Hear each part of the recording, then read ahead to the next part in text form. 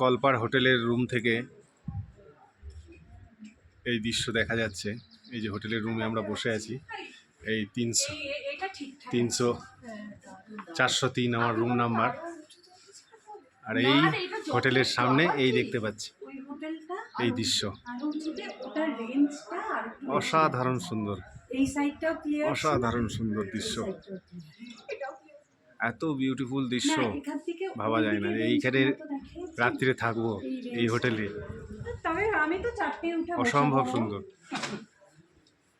ভোরবেলায় উঠলে ভালো দেখা যায় নাকি দিদি? ভোরবেলায় এই জিনিসগুলো ভালো বোঝা যাবে, তাই তো? হ্যাঁ, ভোরবেলায় উঠে দেখতে হবে।